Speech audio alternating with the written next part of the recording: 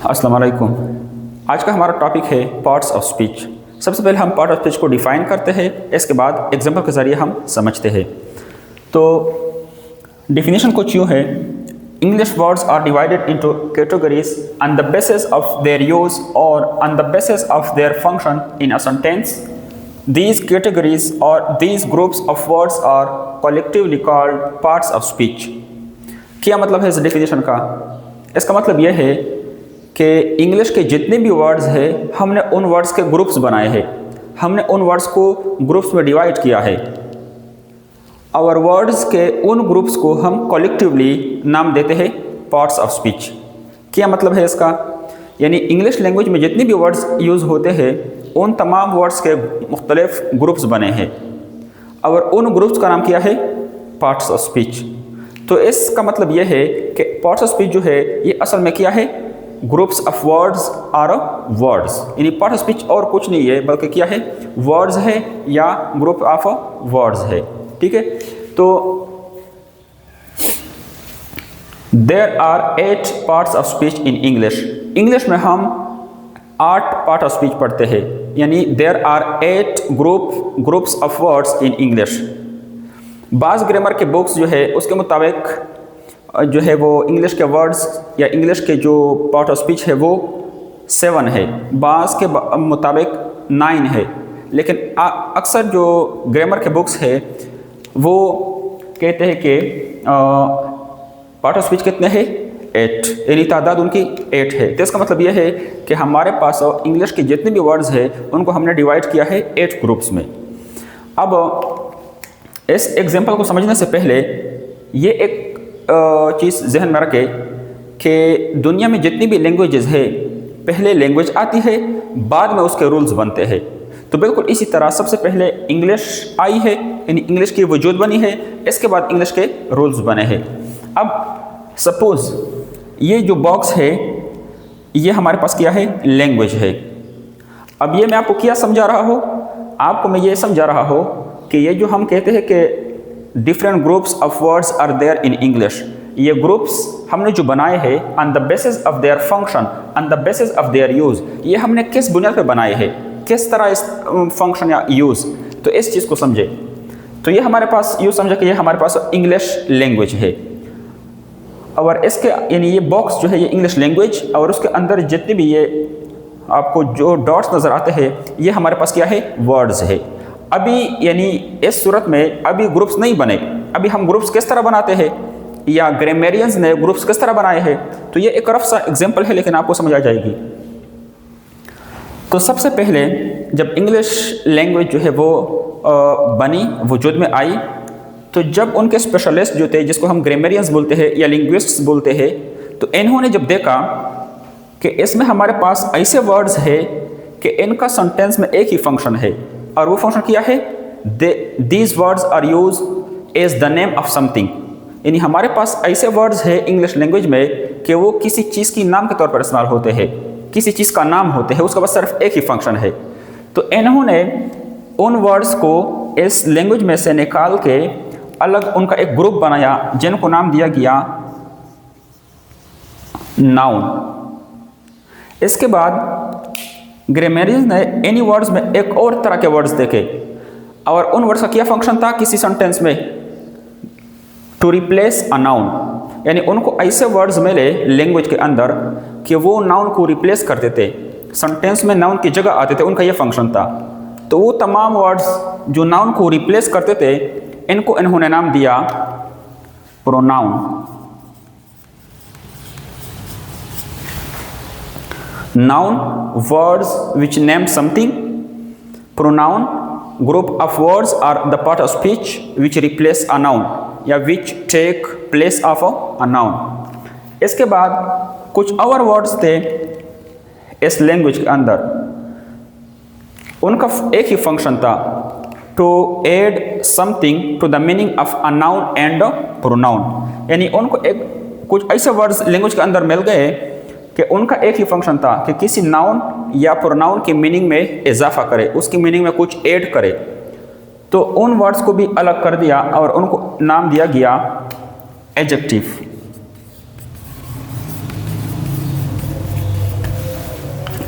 तो बिल्कुल इसी तरह कुछ और वर्ड्स ग्रामेरियंस को मिल गए इसके अंदर, और उनका फंक्शन था कि वो क्या करें, वो एडजेक्टिव या किसी वर्ब या किसी दूसरे एडवर्ब के मीनिंग में इजाफा करे। तो उन्होंने उन वर्ड्स को उन्होंने नाम दे दिया एडवर्ब। एक और टाइप जो है वर्ड्स की उनको मिले, और उन वर्ड्स का क्या नाम फंक्शन था, to indicate or to denote an action, यानी ऐसे वर्ड्स जो किसी एक्शन को जाहिर करने के लिए इस्तेमाल होते थे, तो उनको भी अलग कर दिया और उनका एक अलग ग्रुप बनाया और उनको नाम दिया गया वर्ब। अब इसके बाद उनको कुछ और वर्ड्स मिले, और उन वर्ड्स का जो फंक्शन था वो ये था कि एक नाउन को दूसरे नाउन के साथ कनेक्ट करे, या एक नाउन और दूसरे नाउन के दरमियान एक ताल्लुक जाहिर करे। तो उन वर्ड्स को भी इस लैंग्वेज में से अलग करके उनको एक अलग ग्रुप बनाया उनका, और नाम दिया गया प्रीपोजिशन। इसके बाद कुछ और वर्ड्स ग्रामेरियंस को इस लैंग्वेज के अंदर मिल गए, और उन वर्ड्स का क्या काम था किसी सेंटेंस में, टू जॉइन टू वर्ड्स और टू जॉइन टू फ्रेजेस और टू जॉइन टू सेंटेंसेस, यानी दो वर्ड्स या फ्रेजेस या सेंटेंसेस को ज्वाइन करना, उनको कलेक्ट करना, ये फंक्शन था किसका, उन वर्ड्स का। और उन वर्ड्स को उन्होंने नाम दिया कंजंक्शन।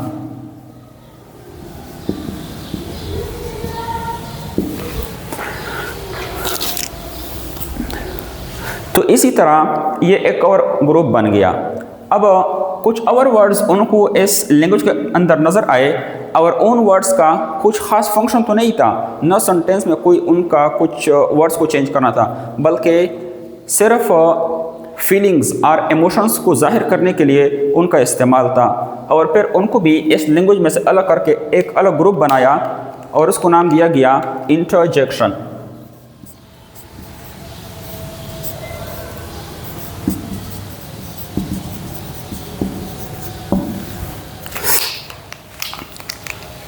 यानी ये हमारे पास लैंग्वेज है, और जिस वर्ड का जो फंक्शन था उसी फंक्शन के मुताबिक उसका ग्रुप बन गया।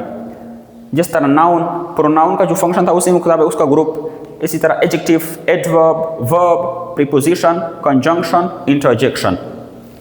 अब जब लैंग्वेज के ये मुख्तलिफ ग्रुप्स बन गए, तो अब इन ग्रुप्स को जो these are groups of words, ये वर्ड्स के मुख्तलिफ ग्रुप्स है, और इन ग्रुप्स को हम कलेक्टिवली नाम देते हैं parts of speech.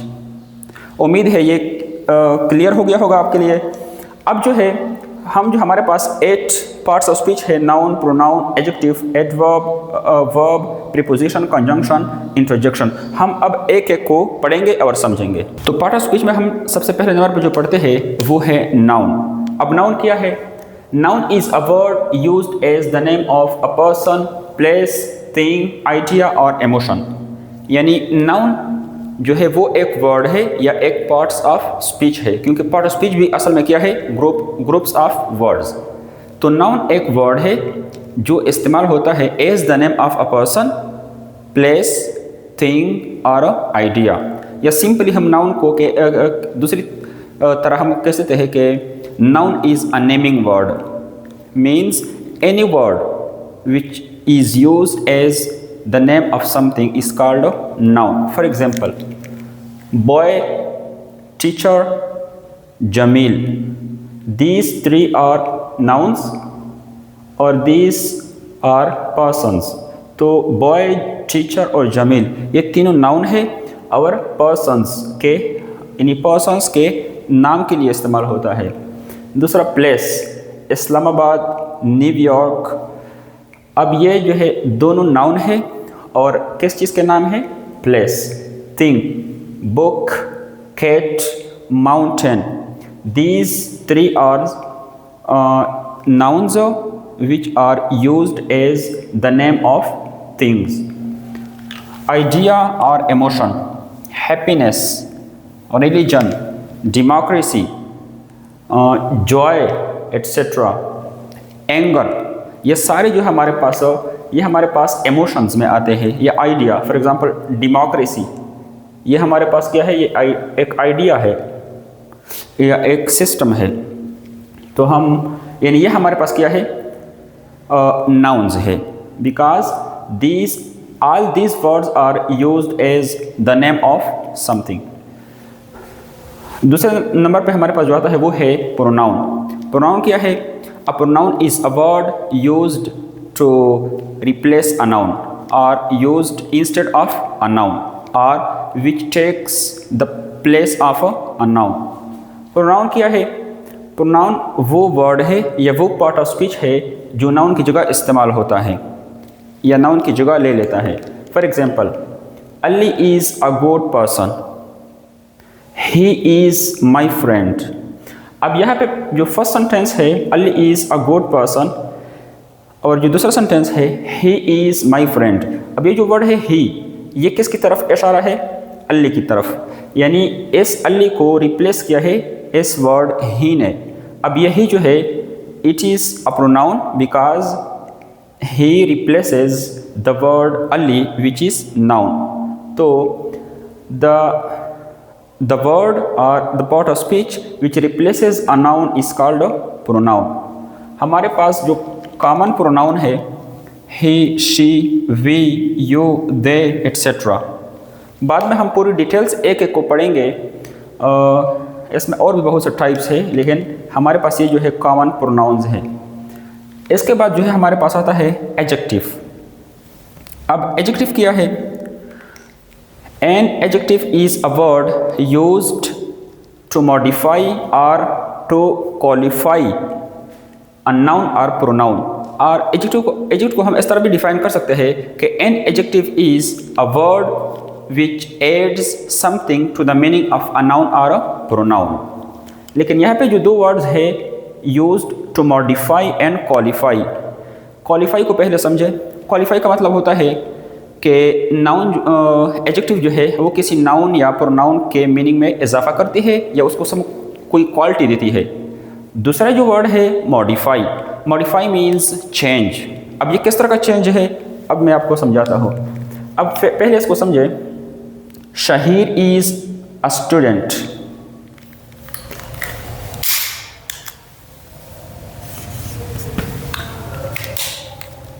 Shaheer is a student.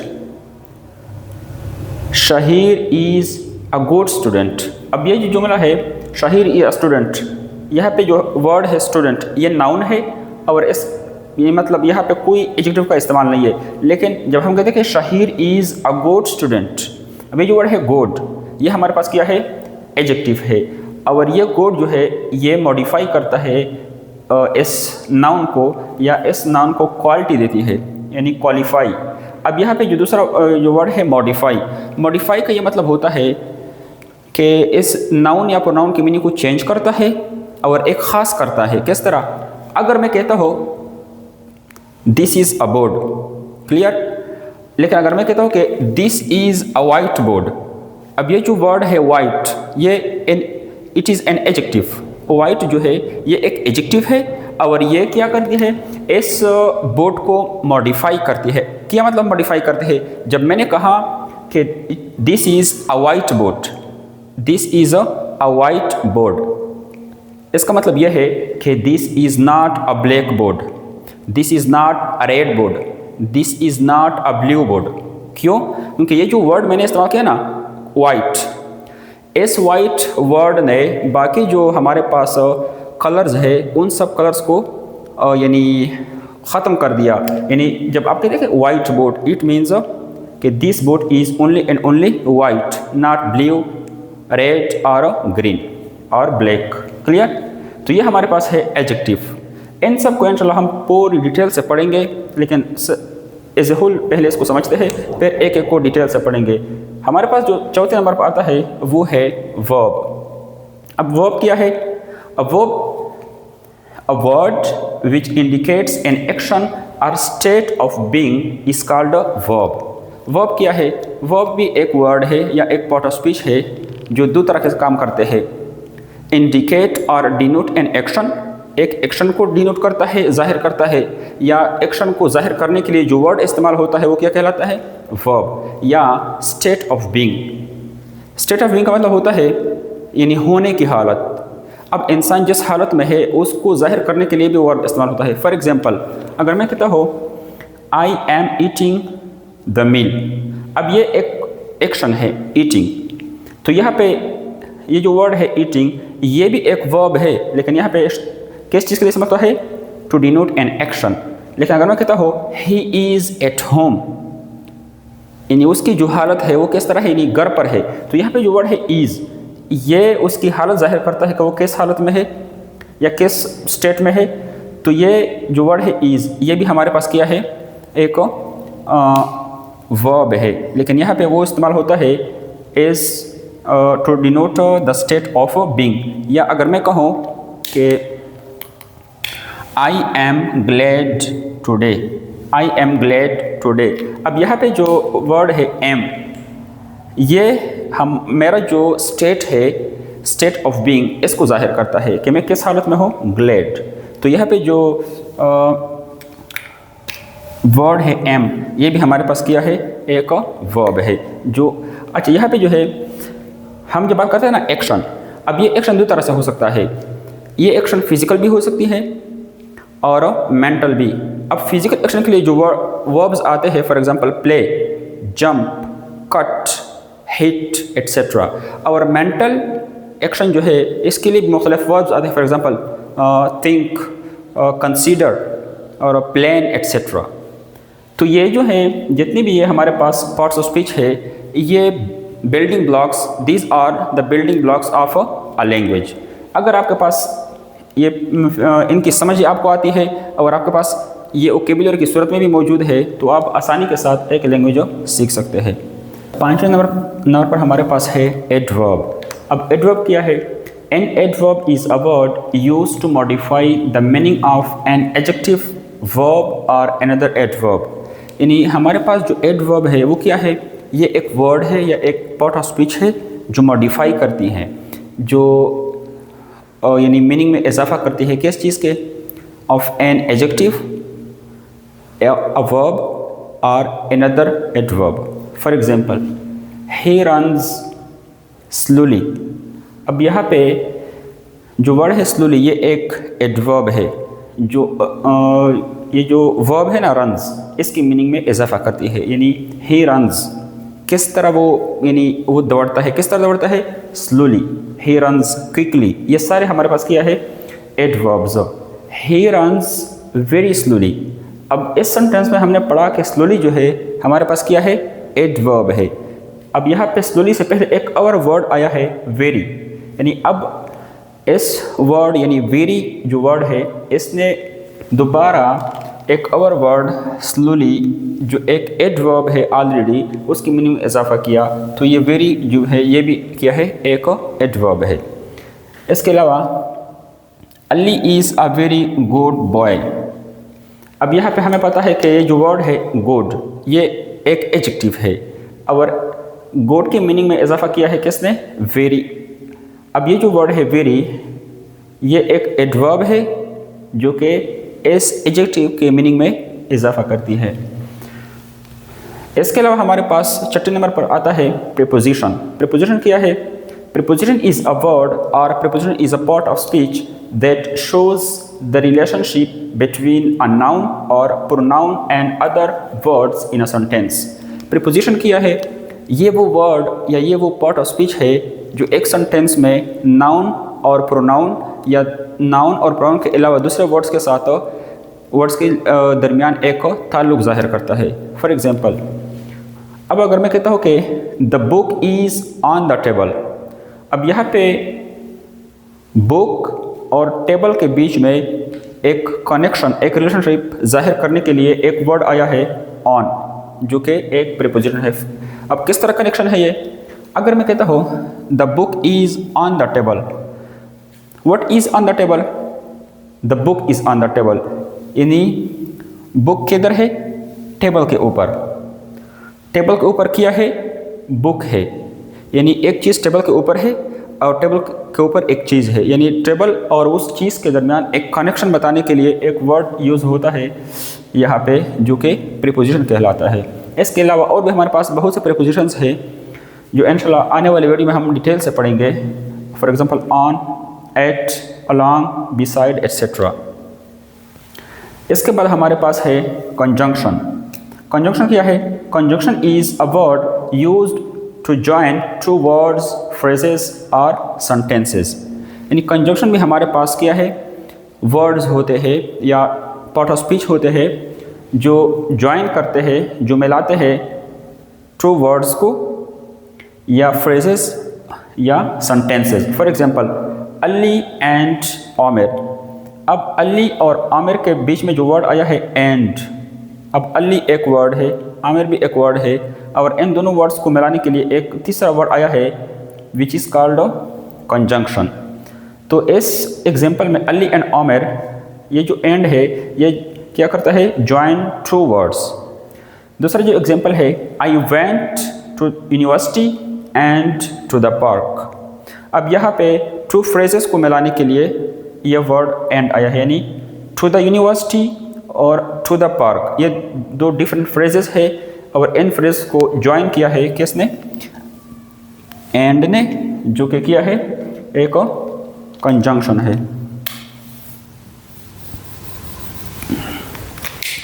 तीसरा जो सेंटेंस है आई एम अ स्टूडेंट। अब ये एक सिंपल सेंटेंस है, कंप्लीट सेंटेंस है। And my brother is a doctor. तो यहाँ पे आई एम अ स्टूडेंट है, ये एक sentence, my brother is a doctor ये दूसरा सेंटेंस। तो इन दोनों सेंटेंसेस को मिलाने के लिए यहाँ पे जो वर्ड इस्तेमाल हुआ है वो है एंड, जो कि एक कंजंक्शन है। क्योंकि हमने डेफिनेशन में ये पढ़ा था कि conjunction is a word used to join two words, two phrases और टू सेंटेंसेस। लास्ट में हमारे पास आता है इंटरजेक्शन। अब इंटरजेक्शन क्या होता है? Interjection is a word which expresses some sudden feelings और इमोशंस। यानी इंटरजेक्शन जो है ये भी हमारे पास वर्ड्स होते हैं या ये हमारे पास पार्ट ऑफ स्पीच है जो सडन फीलिंग्स और इमोशंस को एक्सप्रेस करने के लिए इस्तेमाल करते हैं। For example hurrah, I got first prize. अब ये जो वर्ड है हुर्रा, यानी हमें जब कोई चीज़ मिलती है या हम किसी चीज़ में फर्स्ट आते हैं तो हम खुशी के वक्त अपने फीलिंग्स को, अपने जो हमारे इमोशंस होते हैं उनको जाहिर करने के लिए हम अनइंटेंशनली कुछ वर्ड्स बोलते हैं या आह बोलते हैं या कुछ इस तरह, या जब हमें कोई चोट लगती है तो हम बोलते हैं आउच। तो ये भी हमारे पास क्या है? इंटरजेक्शंस है। या वाओ, व्हाट्स अब नाइस कार। तो ये हमारे पास जो वर्ड्स है वाओ, हुर्रा या एलॉस या आउच, ये हमारे पास क्या है? इंटरजेक्शंस। अच्छा, तो पार्ट ऑफ स्पीच के बारे में हमने जो कुछ था वो सारा कुछ डिस्कस कर लिया। अब हम कुछ इंपॉर्टेंट पॉइंट्स जो है वो हम डिस्कस करेंगे जो पार्ट ऑफ स्पीच के हवाले से है और इंतहाई इम्पॉर्टेंट है। तो पहला जो पॉइंट है टू चेक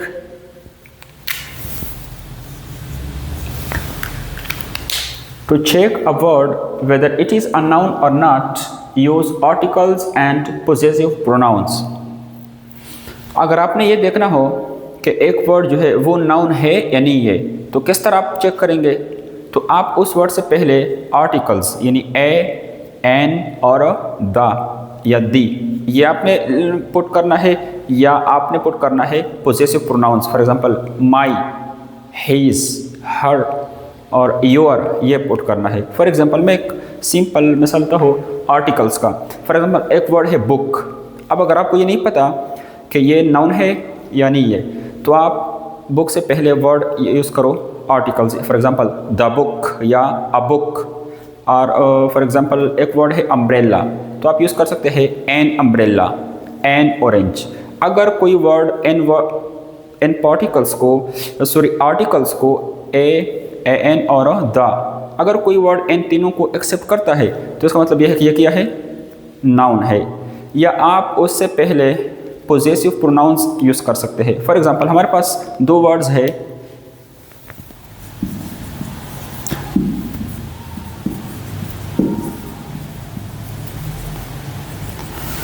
अब ये जो हमारे पास वर्ड है काइंड और काइंडनेस, अब यहाँ पे